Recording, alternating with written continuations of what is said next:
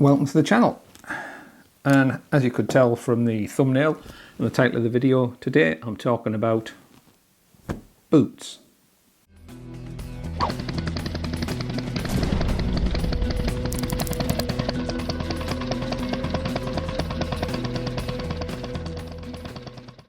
So I'm making this video because when I returned to motorcycling after a break of over 30 years, I had no kit. So not only did I have to buy a motorcycle, I had to buy all the kit to go with it. And I wasn't sure whether or not motorcycling and myself would mesh, would be okay. I didn't know how long I'd have the bike for. So it was a financial gamble. So I was looking at the budget end of equipment. It had to be safe, had to be up to task, but at a reasonable price. Well, I didn't mind spending money. It sounds like I'm tight. I didn't mind spending the money, but I didn't want to go silly in case I couldn't ride the bike and I had to get rid of it. So I was looking at the more budget-friendly end of the market. And for boots, I found these RST Adventure X boots, the waterproof boots. And this is my third pair within a year.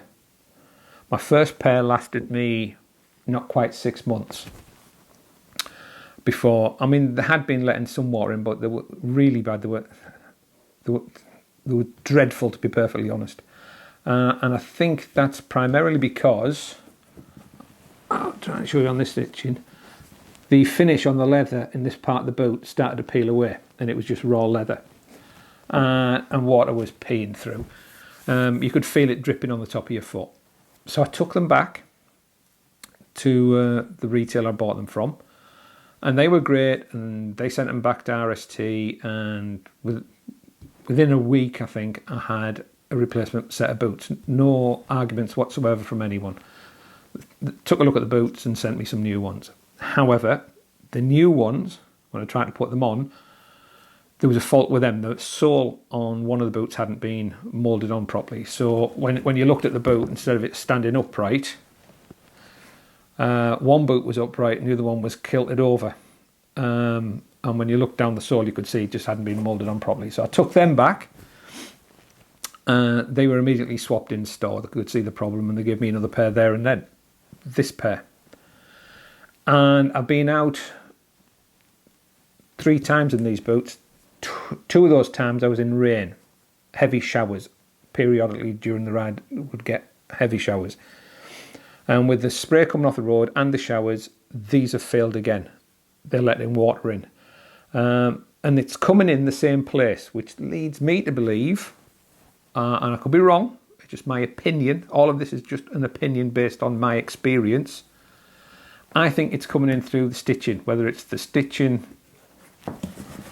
on this part of the boot, or it's the stitching on the lining, but water's dripping in through the top of the boot, onto the top of your foot, and then you can feel it spreading out from the top of your foot downwards. So I would say these are waterproof boots and not waterproof in my experience. And I keep qualifying it because somebody else might have the same boots and not have an issue. But this is the second pair of these boots within the year that are letting water in for me. Apart from that, I like them. I get lots of support from them. They're comfortable to wear. Yeah, I don't dislike them. I just wish that they were waterproof. So to me, these are more of a summer boot. Maybe it's into autumn boots, but definitely not a winter boot. Not something I would wear in the wetter part of the month if I was going any distance. It's all right if you're just out for a short ride and you're going to be in the dry within an hour, because you can let them dry. But if you're on a multi-day trip, if they get soaked on day 1, they're going to be wet right through on day 2. So you're going to have wet feet on the second day and so forth and so on. Not really what you want. My solution to fix this problem, because obviously these are my boots, I'm stuck with them. That sounds horrible. Apart from the water ingress, I don't have an issue with them. So summer's coming, so there won't be a problem during the summer. But I'm thinking of getting some waterproof over boots. I'll slide in a picture either somewhere on the screen. There'll be a picture sliding in about now of the things I'm thinking to get. They're only £15 on Amazon, so I'm going to try a pair of them, and I'll just keep them on the bike in case it starts peeing down, and then I can put them on. So they're my RST Adventure X waterproof boots that I find are not waterproof. However, my wife has been trying these RST boots. Oh, bear with me a second.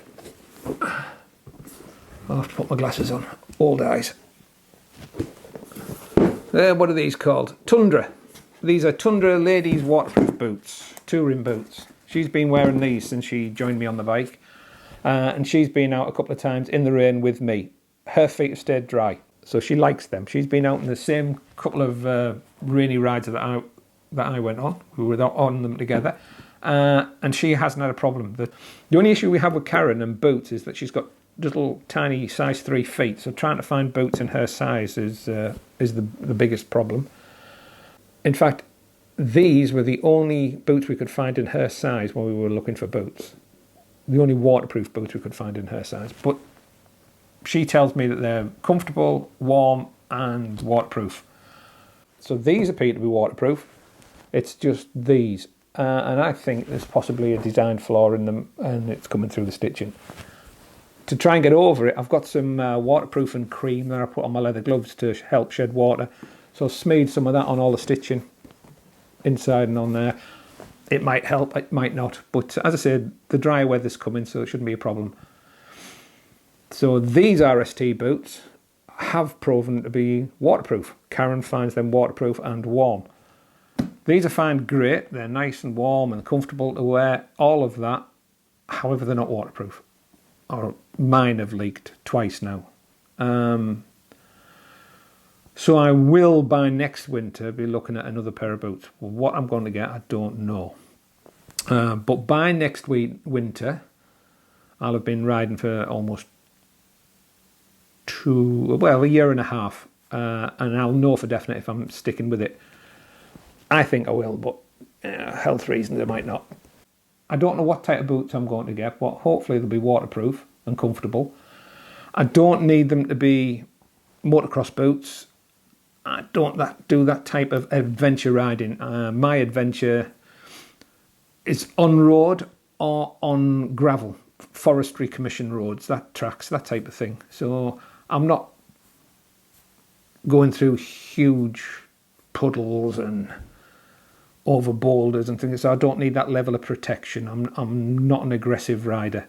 But some protection is nice, because I do drop the bugger on myself every now and again. I've dropped it on myself 3 times since I've had it. All low speed and all my fault. Not the bike's fault, not anything. It was the lack of skill on my part that caused it. Hopefully that's getting better. But I digress again. We're talking about boots. RST Adventure X boots, in my experience, have not been waterproof. Apart from that, they're very good boots. I like them. It's just the waterproofing. I might be able to put this into context. 30 plus years ago, my boots were Belstaff. They were a tall boot, buckles on the side, leather boots, nice quality boots, very comfortable. Didn't have a level of support that these have got. And they didn't have a waterproof membrane. It predates waterproof membranes, but they were more waterproof than these. In fact, I rode from Teesside down to Doncaster in torrential rain all the way on more than one occasion, and didn't really have wet feet. The boots were soaked by the time I got to the end of the trip. They were wet, but they soon dried out. But my feet were dry, and that's with just keeping them regularly cleaned with boot polish, or in the winter months, dubbing that used to rub on leather walking boots to keep the weather out. They were more waterproof than these. Yeah, they were nice boots, those Belstaffs.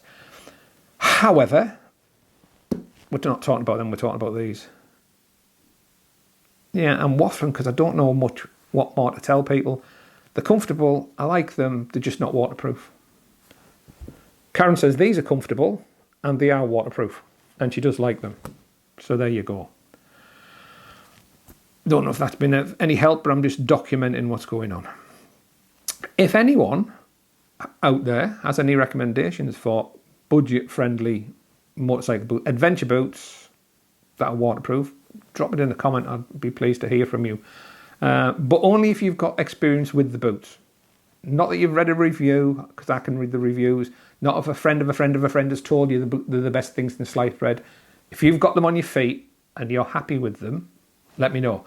If you've got boots on your feet that you're not happy with, because they're not waterproof and they're supposed to be, yeah, chuck that comment in as well, because it's nice to know what to try and avoid.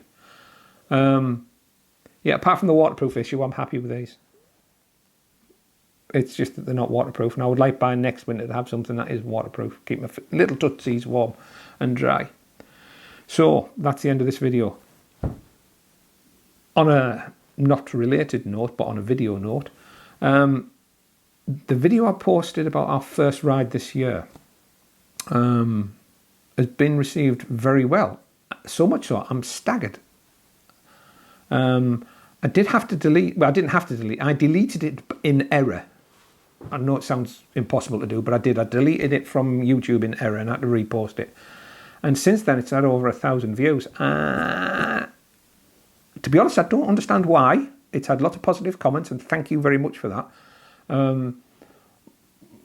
But I'm puzzled and confused as to why. But such is life. Thank you. I didn't know there was so many people interested. But I'll keep making these videos because, to be fair, I do enjoy it. It's something for me to do.